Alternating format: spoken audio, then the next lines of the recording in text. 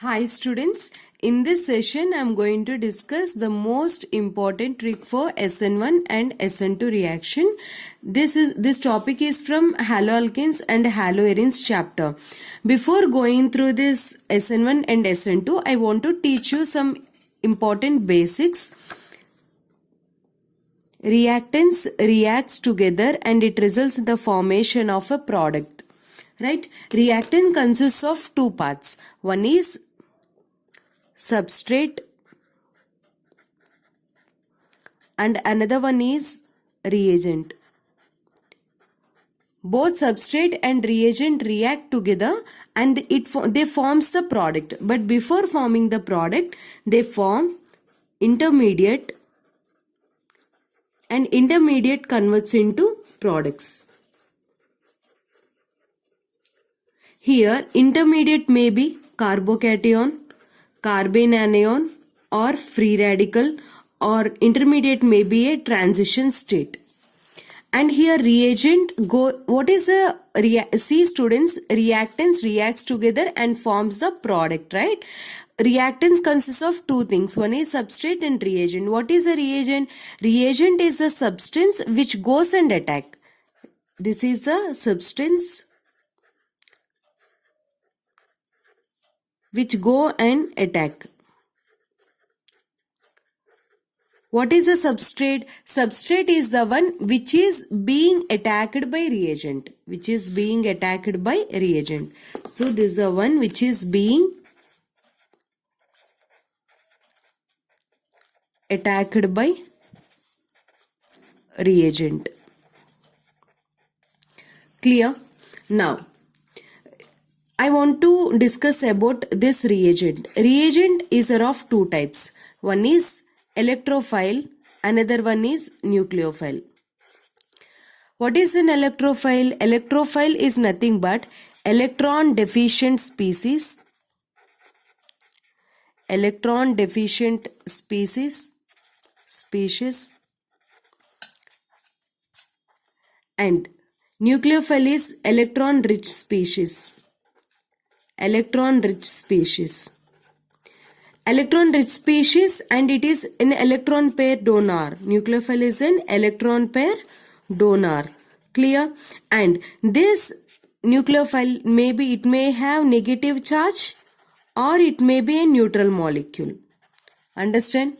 It may have negative charge or it may be a neutral molecule. For example, OH minus, Cn minus, or it may have neutral molecule, means it's a neutral molecule like water. These are nucleophiles. This is important in this video. Nucleophile is important, right?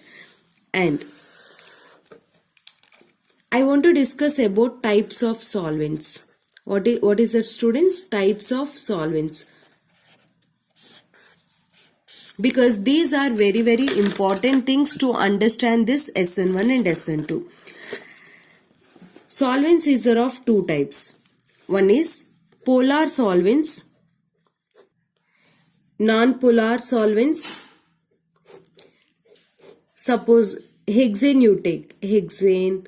There is no difference in the atoms, there is no electronegativity difference between two atoms, then we can say it is a non-polar solvent like hexane, cyclohexane, benzene comes under non-polar solvents. And polar solvents, there will be an electronegativity difference between two. Here again polar solvents is classified into two types. One is polar protic solvents, and another one is polar aprotic solvents. Clear? Polar protic, polar aprotic. In short, you can write PP solvents, PA solvents. This terms is important. Clear? Polar protic, aprotic. What is this polar protic solvents? The solvents which gives H plus ion is called as a polar protic solvents. The solvents which won't gives any H plus ions, those are called as polar aprotic solvents. Examples like water, which gives H plus ion, is a polar protic solvents. Alcohol, is a polar protic solvents, and for example acetic acid is a polar protic solvent, and polar aprotic solvent acetone is one of the most popular example. Acetone is a polar aprotic solvent, and you can see in this place I'll put S. Carbon place I'll put S here. See students, this is, its name is dimethyl sulfoxide. In short, you can write as DMS. DMS is an polar aprotic solvent, and dimethyl sulfamide.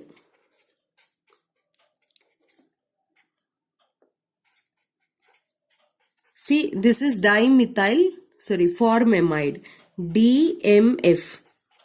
Clear? Dimethyl formamide. For example, in this H plus, if CH3 is there, then it is dimethyl acetamide. So DMA.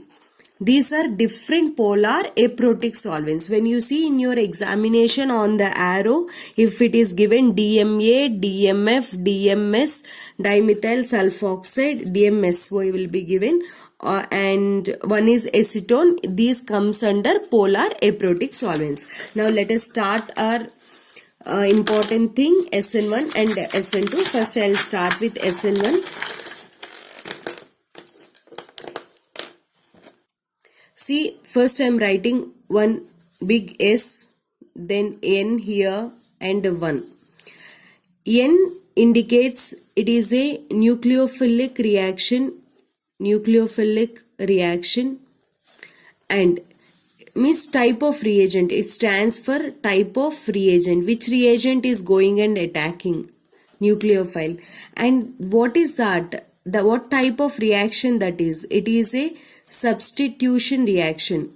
And what is the order? That is a first order reaction. Clear?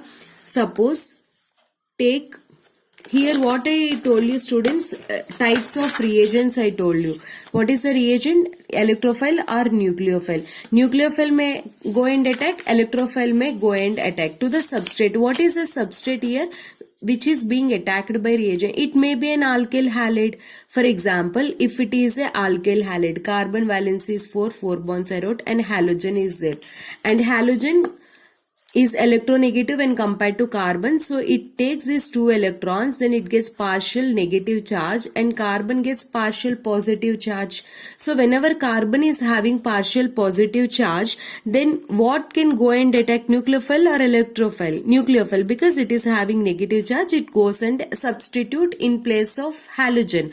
That is the reason these kind of reactions are called nucleophilic substitution reaction.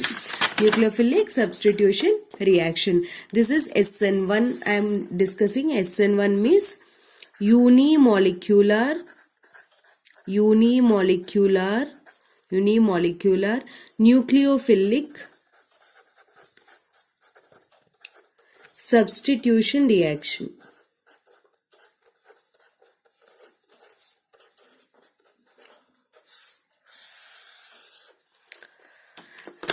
Right. For example, take carbon atom with 4 different groups. Like this. And your wish, you can represent like this also, but you have to show tetrahedral arrangement around the carbon.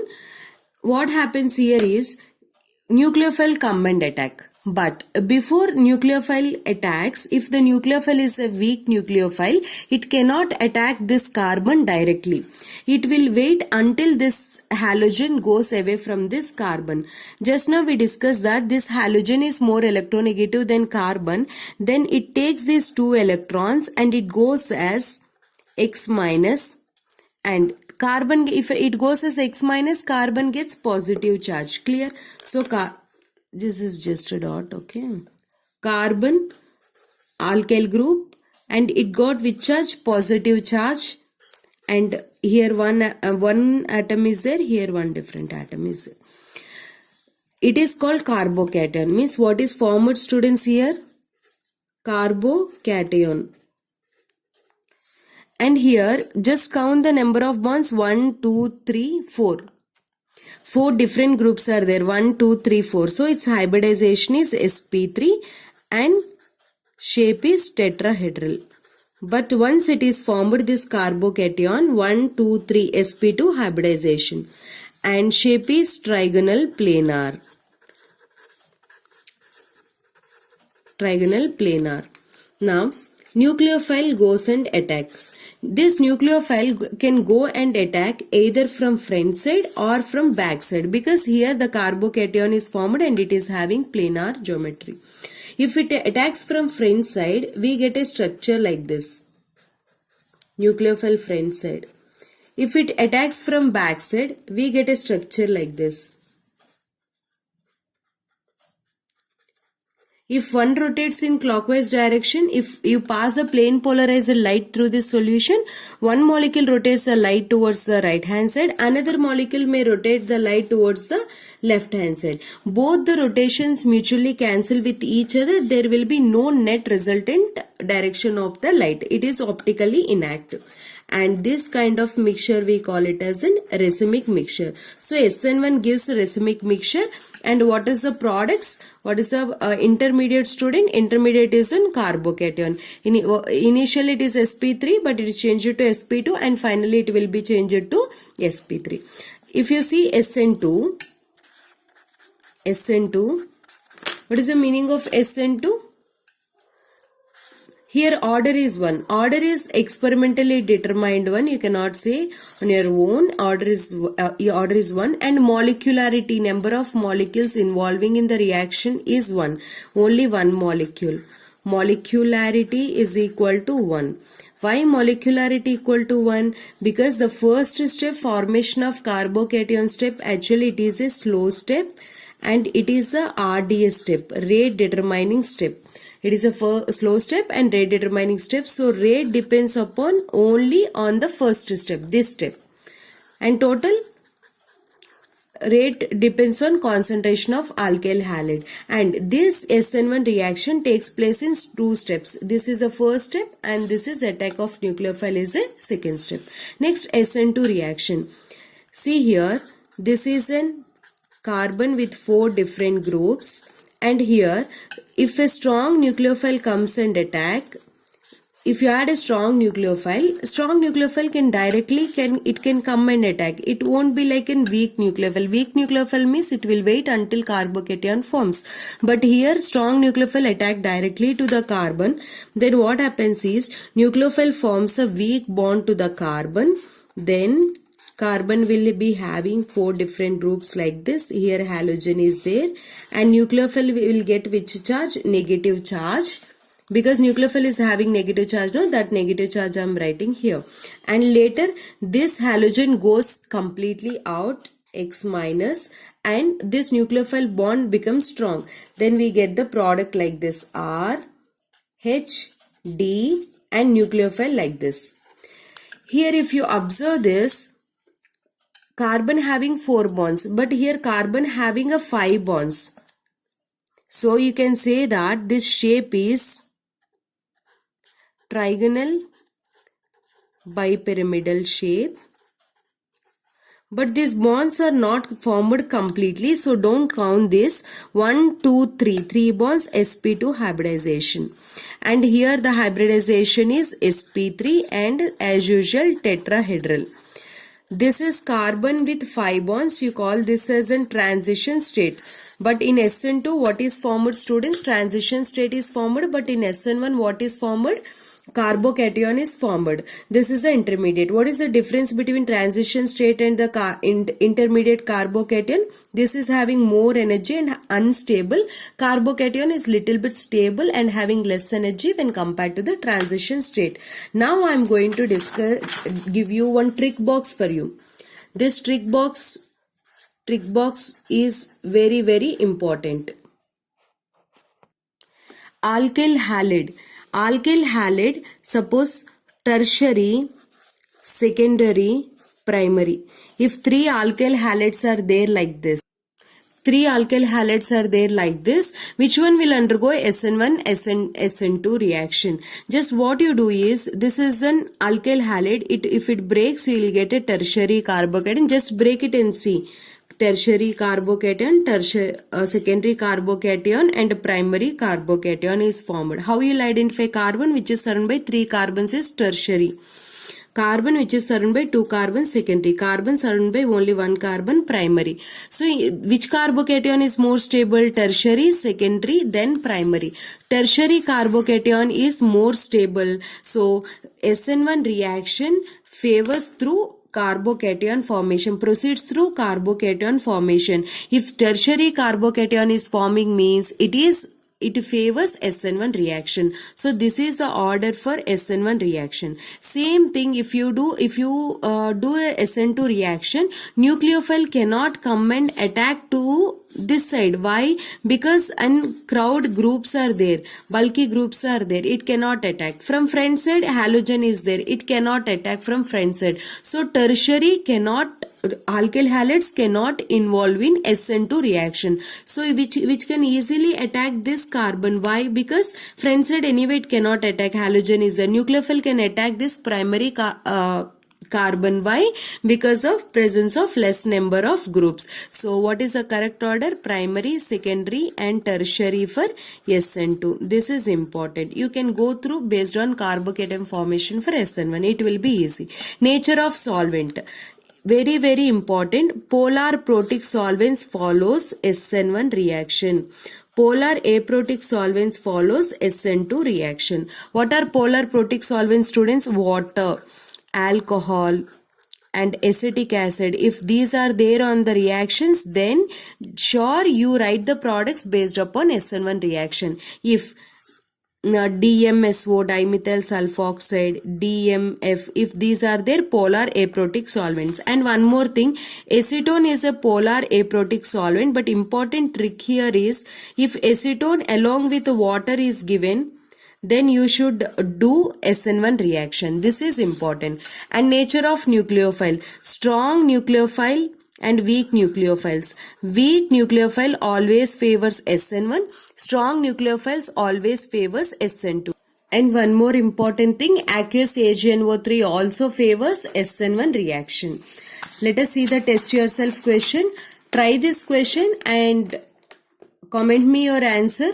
And in the next video, one more important concept I want to discuss, that is tricks for ring expansion and contraction, because that is most important thing for SN1 and SN2 reaction solving. I hope you like this trick box. Thanks for watching.